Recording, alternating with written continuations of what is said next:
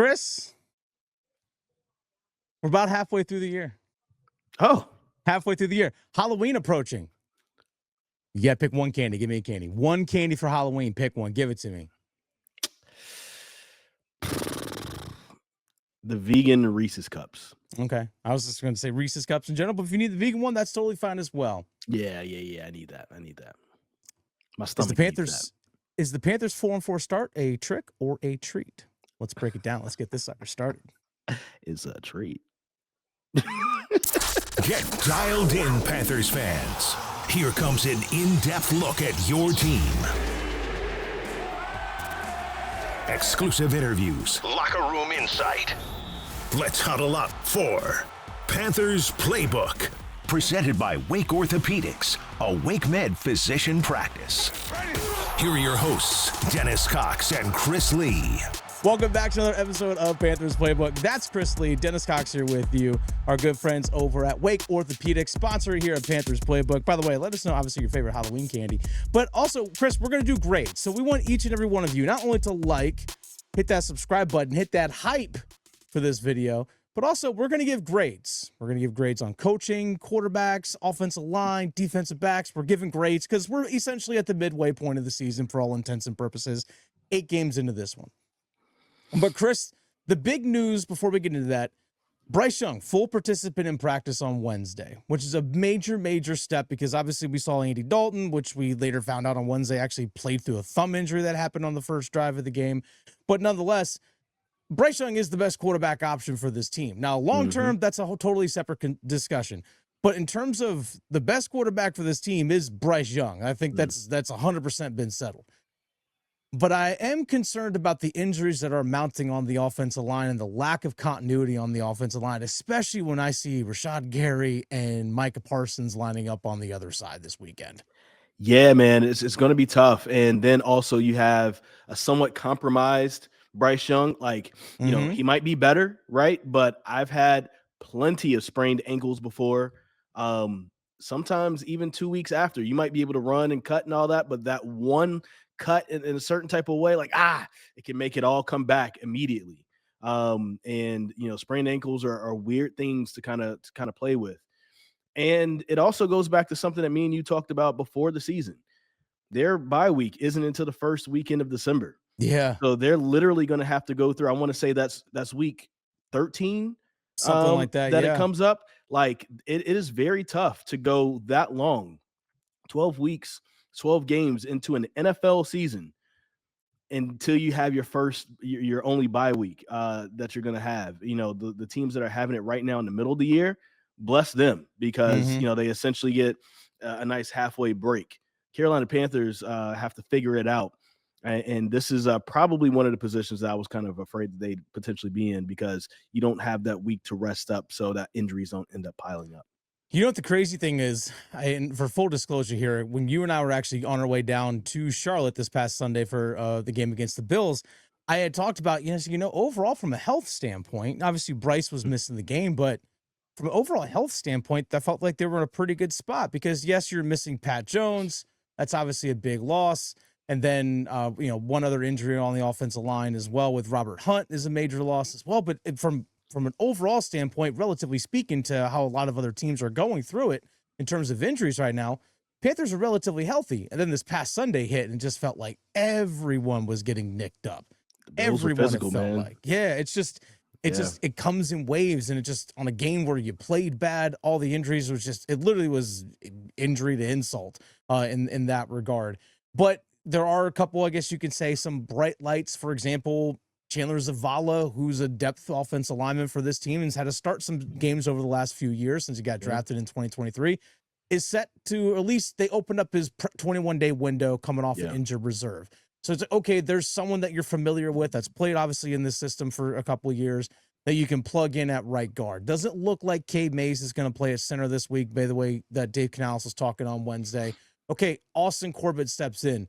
Is Austin Corbett as good as Cade Mays? No, but at least it's not a brand new guy. And we'll see what Taylor Moton and his knee injury on the at right tackle. But you've seen Yosh Nijman. One of the biggest games of the season for Rico Dowdle, Yosh Nijman started at right tackle. Yeah. So let's not forget that either. So let's at least the continuity of what we talked about from last season to this season, when bringing back your top 9 offensive linemen, that depth, it's paying off in a sense right now, because again, there's a level of familiarity amongst everybody. So Chris, in that regard, that's a good thing for sure. At least again, there's some level of familiarity, but this is another offensive line starting combination. We're probably going to see this coming Sunday. And then also on the other side of the ball, like what happens with Trevin Wallace? If he doesn't play, does the green dot go back to Christian Roseboom? I'd imagine. We've seen what happens when he has the green dot. It didn't look good in those games. So it's there's going to be some very interesting situations for the Carolina Panthers this coming week. And I think that a lot of it, how they come out of it. Sorry, I'm battling the cold, everybody. So if you hear me sniffling and all that type of stuff, how they come out of it, I think that it's going to be interesting, and it's going to be coaching is going to be a big part of that. How do you put players in the right positions that they need to be in to give your team the best chance of winning? I think this is going to be probably the next month before you end up hitting your bye week and hopefully getting some people healthy. It's probably going to be one of the toughest coaching jobs that Dave Canales has ever had, because now you got a 500 team. They're 4-4, and you have some winnable games. You have some very losable games up until that bye week. So how do you handle this? I don't mind if you lose versus the Green Bay Packers. At least make it competitive. Because when you lose, you lose. They lose big. And that's not good for team morale or, anything. It shouldn't be that way. I think they have like one of the worst point differentials in the NFL as a 500 team, which is like, it's kind of weird to say that, but it's one of those things I think that is going to have to be addressed and looked at over the next month or so. I know they're minus 38 in point differential this season. Minus 38. And let's not forget, they won against Atlanta 30-0. So that's the thing. Like when they lose, it's crazy. When they lose, they lose. And the only one that was actually, in terms of score, that was relatively close was the Arizona game. But that was a comeback. Yeah, that was exactly. And then Arizona played soft there for a stretch, and Carolina was able to make that somewhat of a game there at the end. But let's be honest, that game wasn't close. But you lost pretty handedly at the beginning of the season to Jacksonville. You lost to Arizona. And just the game against Buffalo, as we saw, was 31-point loss this Sunday as well. And then just not to forget the New England game as well, which, again, wasn't even close. And I think that's kind of the thing that has been frustrating about this season, is that there's been a lack of consistency. And that's across the board. And I think that we've seen lack of consistency with coaching, lack of consistency from individual play, from position groups. And that's why we're seeing this team at 4-4 with some good wins, a couple close wins, and then also some major blowout losses as well. And I think that's the thing that's been frustrating, because it's hard to get a real beat on what this team actually is, Chris. Before we get into grades, here's something I thought about earlier today that just popped in my head as we were, I was thinking about the things that we're going to discuss today. And this came up as I was listening to Dave Canales, actually, during a press conference. If Chuba Hubbard hadn't been hurt in the 2 games he was hurt in, right? Does Rico Dowdle even get a chance to step on the field? Because we didn't get the alternating running back thing until the injury, until after Chuba Hubbard comes back from injury, right? So in some ways, do you have the comeback against the Miami Dolphins? Because that could have been a blowout as well. Yeah, and it's not like Bryce Young threw you back into this game. The ball was literally taken out of his hands, and they were running the ball after that from Rico Dowdle, and that got them in position to take the lead and end up winning that game. If Chuba Hubbard doesn't get hurt, is that game even close? Is that a loss? If Chuba Hubbard doesn't get hurt, is the Dallas Cowboys game a loss? Like, those are the things that I'm really starting to think about, and it makes me wonder from a coaching perspective, because we've said a few times that it felt like sometimes the players are taking over despite being put in the wrong positions by the coaching staff. And so that's also an indication to me that the roster is better, because I don't know if some of the mistakes that I feel like that Dave Canales and company have made. I don't know if the roster from last year can overcome that because they didn't. No, they did. This roster is better than last year's. Much better. Yes. And so those are things that I'm really thinking about, man. It's like, could this game this past Sunday versus the Bills, I don't want to say would have been a win, but could have been a lot closer if coaching decisions would have been just a little bit better. Mm-hmm. Well, Chris, let's go right into grades. Let's go right into grades. Let's start with coaching in that regard. Let's take it as a whole. Head coach, everything right now. Let's take it as a lump sum. Okay. Coaching. I would say in that regard, because I'm with you in this, I would say it's a C-. Okay. I say C-, because let's not forget at the beginning of the season, we're like, why aren't Nick Scorton and Princely Umamielem playing? Yep. And that's also, I know Evero's got reign over the defense, but also at some point, the head coach, Dave Canales, you got to walk down the hall and say, play these guys. And now eventually they decided to let DJ Johnson go. And then now we've seen Nick Scorton really starting to play really, really well. Yep. And Princely Umamielem doesn't look like he's going to play this Sunday, but we're starting to see him get more snaps and more pressure, blitzing or just rushing off the edge. We're seeing that more from these younger guys. So that to me is like, I put that a negative, because you actually had to make a personnel move in order for Isho Evero to play the guys that needed to be out there. But I will give Evero, somebody's without a job right now just to force him to play the guys that you drafted. Yeah, exactly. But as you mentioned earlier, switching the roles of Trevin Wallace and Christian Roseboom. Mm-hmm. And we've seen those guys play better since that move. Now, again, Trevin Wallace, the shoulder injury and stuff this weekend, we'll see if he's available to play. But that was a good decision. Yeah. So that's kind of thing, keep those things in mind as well. You see George Pickens lighting up your defense, and you don't put J.C. Horn on him until J.C. Horn goes up to you and says, put me on him at the end of the game. And then obviously Dak Prescott looks over there and goes, oh, he's not open. Now I got to roll these check downs over here. So to me, that's a negative on the coaching. So at least that's from an Evero standpoint. And I'll get into Canales here in a second as well, but I want your thoughts. Like your grade on the coaching, Chris. I'm gonna go C- as well. Mm-hmm. I was gonna go D+, but I kind of thought about it. I think there is something to be said about the environment that a coach sets up, and I think it feels like, I mean, you've been in the locker room. This feels like one of the more healthy locker rooms that the Carolina Panthers have had probably since Ron Rivera. I agree. It's the guys believe in each other. They believe in the coaching staff. They believe in, the systems that they are being asked to run. And I think that does count for something. I think that Tuesday, or I guess they start practice on Wednesday. I think Wednesday through Saturday, they fully believe in what is happening behind their coaches. I think that once they get on the field on Sunday, there's a disconnect. There are certain decisions being made, certain situations that the coaches aren't adjusting to. We saw the Buffalo Bills essentially run the same running play 9 times against the Carolina Panthers with no adjustment. And that's one of the reasons why James Cook cooked them this past Sunday. So there's yards a lot allowed by a running back in Panthers history, by the way. It's crazy. So there's a lot to be desired, I think, from the coaching staff so far this year. And again, I think the players have put them in position to get the wins that they've gotten. Damian Lewis, like, hey, let's run this. Rico Dowdle, yo, I'm better at the inside zone. Instead of power, let's do this. J.C. Horn, as you stated, hey, nothing against my brother over there on the other side. Let me try George Pickens, because what we've done for 3 quarters hasn't worked so far. And look at the game he's having. And then all of a sudden you see Dak, not having a great 4th quarter versus the Carolina Panthers.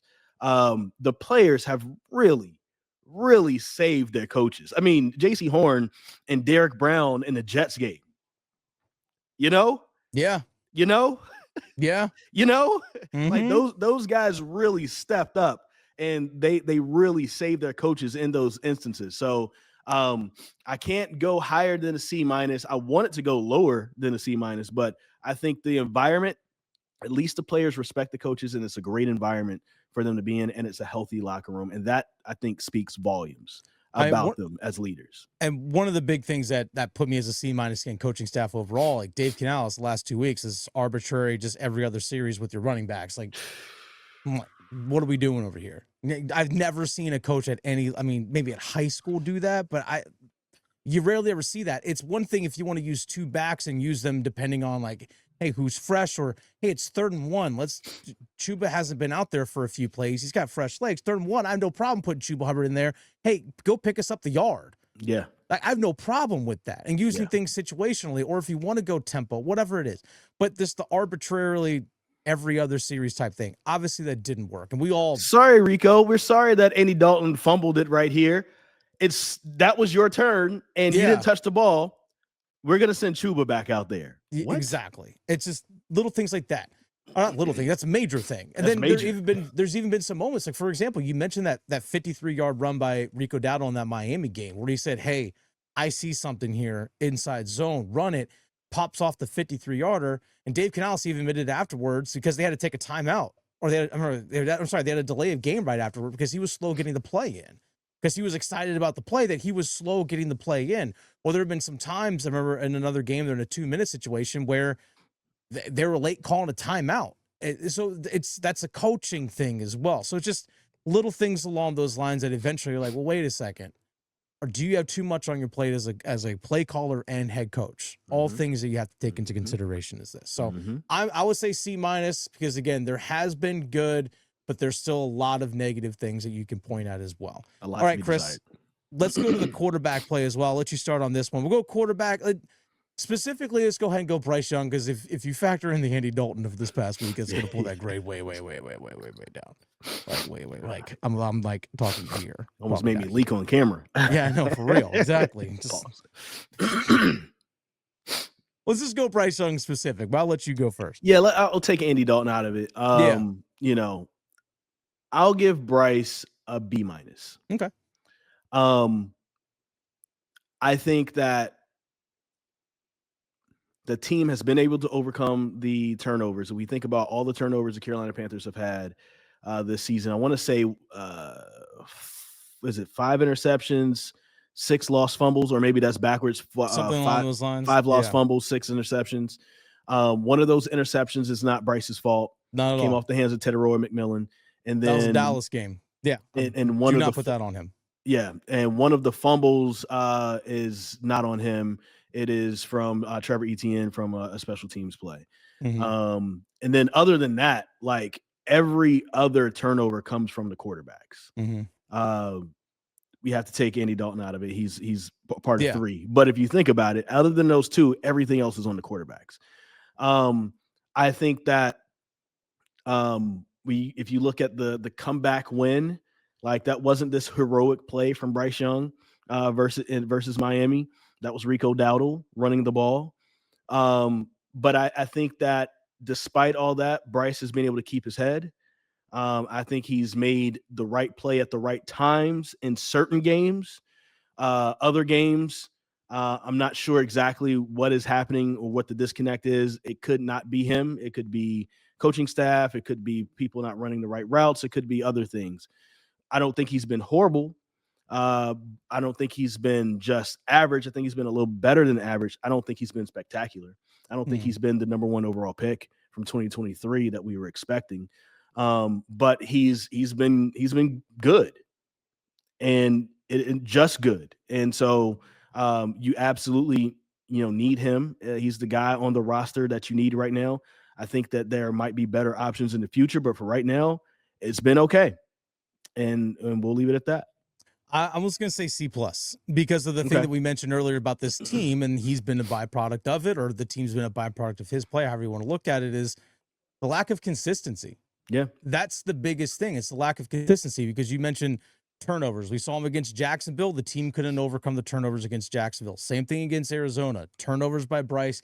Team couldn't overcome it. The Atlanta win, that was defense, special teams took over that game. Bryce didn't have to do much, and guess what? That's okay too. I mean, it's no different than what Josh Allen had to do this past Sunday for Buffalo. And Josh Allen didn't have to throw the ball because the running game and everything was going, and the defense was playing so well. And so it's just then Miami, like you said, they fall behind because of Bryce turnovers. Now the team was able to come back, but mostly off the legs of Rico Dowdle. So again, the consistency just hasn't been there. I know for everyone was like, Dennis is a Bryce hater.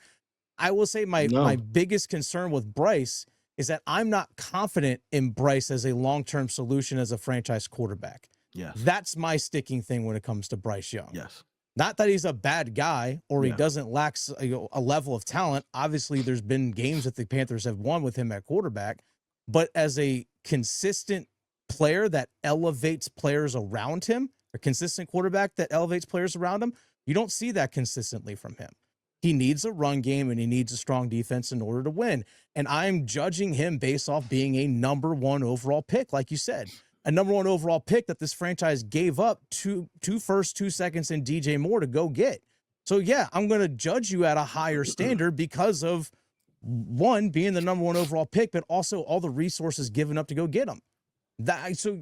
Yes, I am going to be a harsh critic of Bryce Young.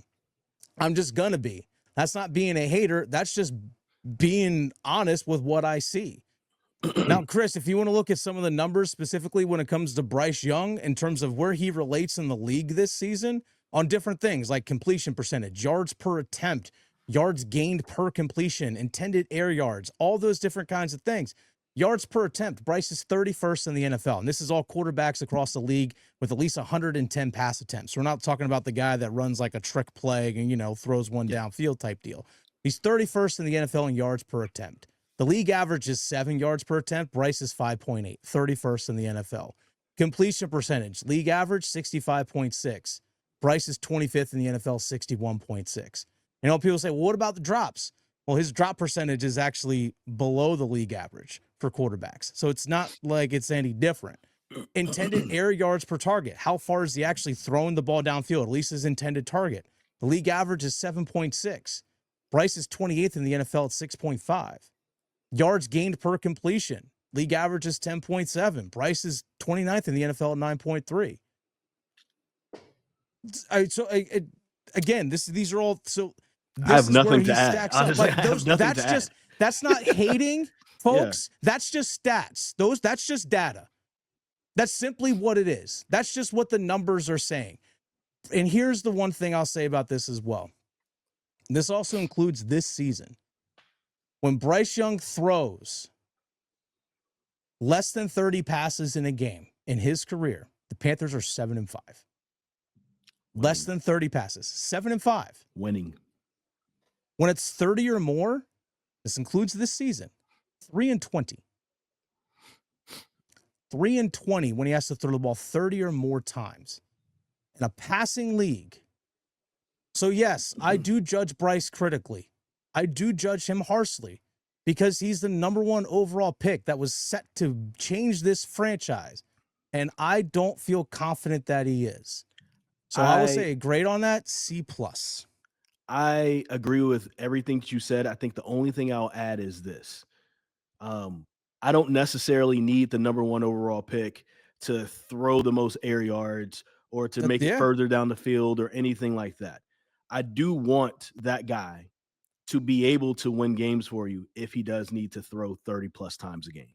I do want that guy to not turn the ball over if he's feeling pressure.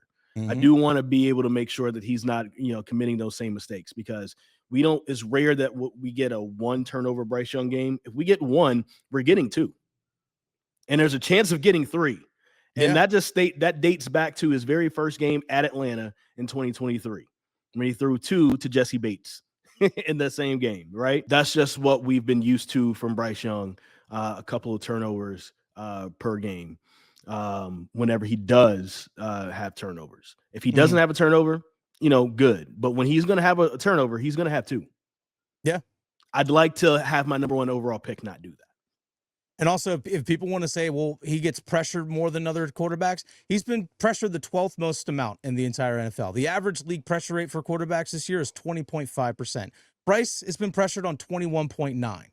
Wouldn't you pressure most in the NFL. One of the smallest quarterbacks more, right? Yeah, there's that. But here's, who else has been pressured more than Bryce Young this season? The quarterbacks that's been pressured the most in the NFL? Justin Herbert, 27.9% of the time. Oh, okay. You notice the sixth most pressured? Jared Goff, 24.5%. Okay. Drake May, 23.3%. Caleb Okay. Williams, 22.9%.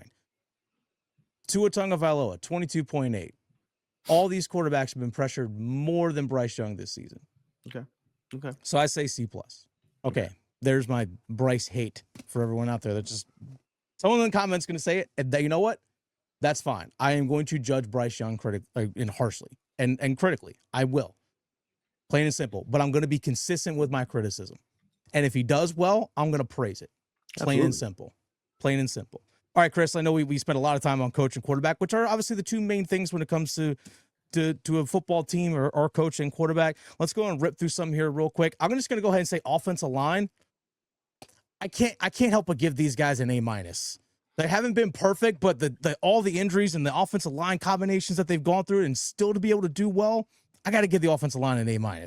Took the words from out of my mouth. Like, honestly, it's like you talk about doing great on a group project. Yeah. Like for real. That's been the ultimate group project right there, because when guys have left, I thought that Robert Hunt missing games was going to be the worst thing ever. Mm-hmm. And it hasn't been. Yeah. And that's not an indication on anything Robert Hunt. That just means that the continuity and the backups have been ready. Yep. And the continuity is definitely a good thing from last year. Love it. A-.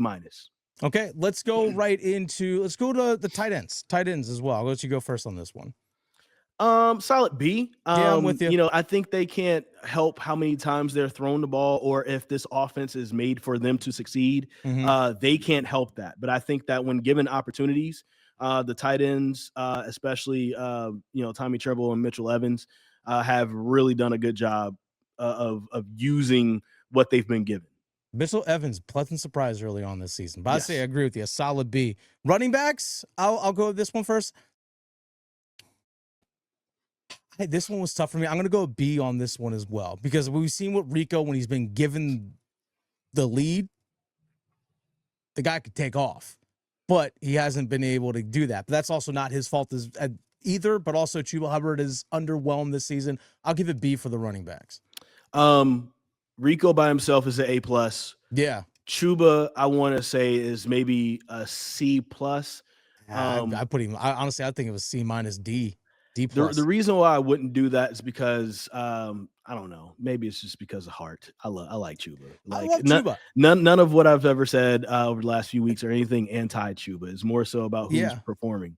And but Chuba's I just good think to us in the locker room too, by the way. He really is. He's great. He's amazing. I mean, he's one of the more available and forthcoming players that's there. Absolutely. So absolutely love him, and it feels like he'd be a great person to hang out with as a person.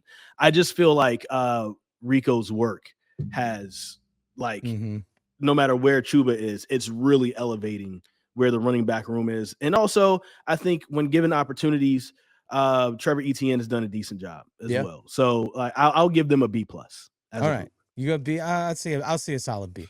All right. Wide receivers. T-Mac, been awesome.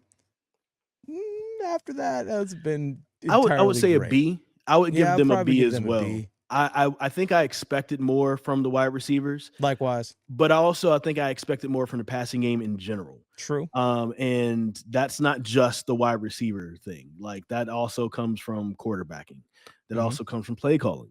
From the coaching. So I don't know if all those wide receivers have been put in situations that are best for them and their skill sets, if that makes sense. No, and that's not all on them, but I have been a little underwhelmed, but it hasn't been bad. So be solid.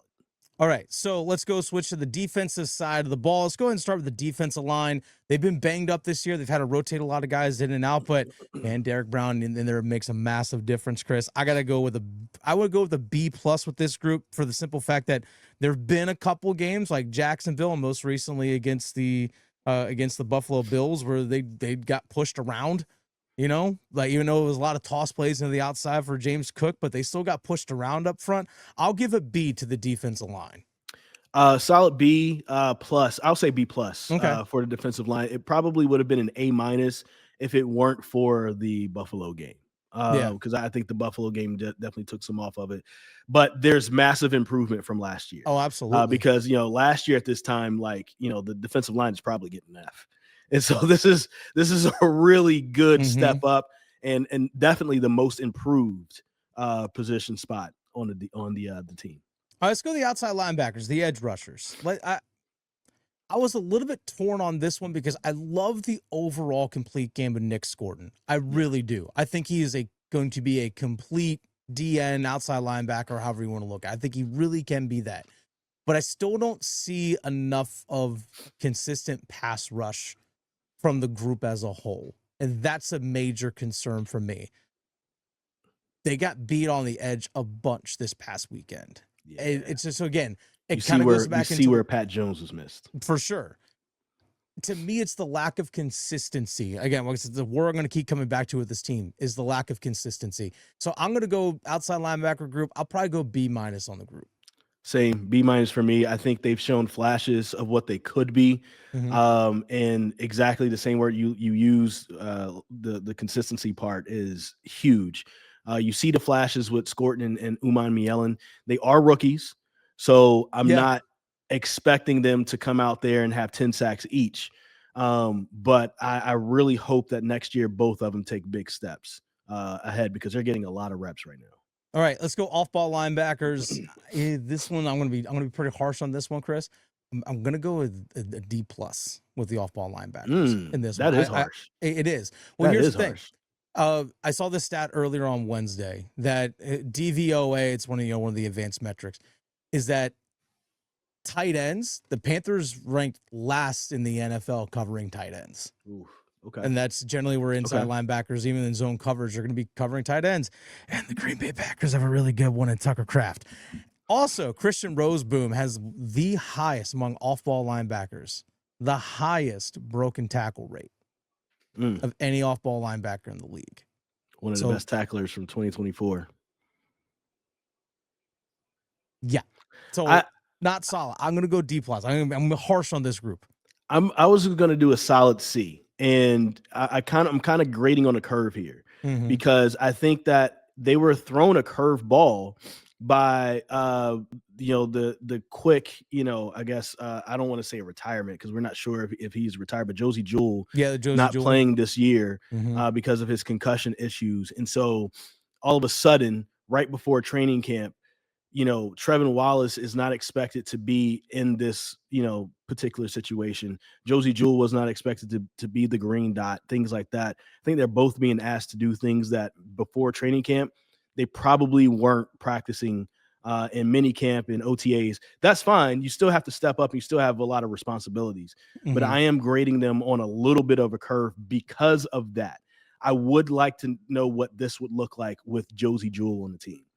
But I do think that there have been flashes of good. There have been flashes of bad. So it just kind of evens out to me. I'll just give him a solid C. Okay. All right. Let's go with the corners. Let's go with this. Actually, let's do the secondary as a whole. Let's do secondary as a whole. We're running a little bit long here. I think the secondary as a whole, I know Mike Jackson had some moments in a couple of games there, but he's also had some really good moments this year as well. J.C. Horn is playing like the guy that got paid a bunch of money, playing really well. Trayvon Merrick is making a bunch of tackles up near the line of scrimmage and doing everything we expected him to do. And Shaw Smith-Wade's been solid as well. To me, I'll give the secondary as a whole, I'll give him a B-. Give him a B-. I'm trending more towards a B though. I think that Trayvon Merrick and J.C. Horn are the reasons why they're not a C. Because I would have gone C or C+. B- sounds good to me. I can be talking to a B-. I don't know if I can be talking to a solid B. Like we're doing the 10-point grading scale. I'm talking about these guys are like at an 80. It very well could be a C+. Yeah. But you have Trayvon Merrick really because of his work down in the box. He's been a pretty short tackler. We've seen him blitz off the line of scrimmage a few times. He's almost pretty much like a linebacker in some ways, but he's been really good and he's been decent in coverage. And then of course, like J.C. Horn locking down his side, you rarely see him get beat. And then the interceptions he's had this year, just they all looked heroic. So, Yeah. he is the scary guy. He's the guy that when you're playing the Carolina Panthers, watch out for 8. We're going to circle this. We're not going to throw to that side. Oh, they love to keep him here on this side. Okay, we're going to look over here because they are not going to adjust. So I think that's where I'll keep him. But those are the two guys that's keeping that position group from being a seed to me. We'll see what happens this Sunday against Green Bay. By the way, folks, do not forget this weekend to set your clocks back an hour. Enjoy that, folks. Enjoy that extra hour of sleep. Also, if you haven't, subscribe, like, hit the hype, leave the comments. We appreciate it. We read all the comments. We really do. Actually, Chris and I will read the comments when we're coming back from Bank of America. I'll sit there. Chris is driving. I'm like, so-and-so said this. So-and-so said that. We got 2.5 hours to kill. Exactly. We're just sitting there reading the comments. We're responding back to them as well as we're driving back from Bank of America. So, again, we enjoy reading the comments as well. If you have a different opinion than us, that's totally okay. We appreciate that as well. That's the reason why we have this platform is for each and every one of you. Big shout out to Wake Orthopedics, our sponsor here at Panthers Playbook. Shout outs to you, Chris, for always driving down to Bank of America for us. I appreciate that. I really do. Hey, shout outs to you for getting the snacks and also introducing me to Liquid Death. When you first handed me a can of Liquid Death, I was like, hey, I'm not going to drink this beer on the way down to this freaking game. You're like, hey, no, Chris, this is water. I know. It's like, dude, it's 9:15 in the morning. What are you doing? Exactly. That's what I was thinking. Yeah, like, I know. whoa. Like, trying to hydrate, man. Trying to hydrate, man. Trying to stay healthy. White friends introduce you to some cool stuff because I would have never looked at that. I would have been like, why is this beer in the water section? It does look like a Modelo. It does. It does look like a Modelo. It does. But it doesn't taste like one. No, it does not. It's actually good for you. All right, man. Everyone, y'all be good. We'll see y'all on Sunday.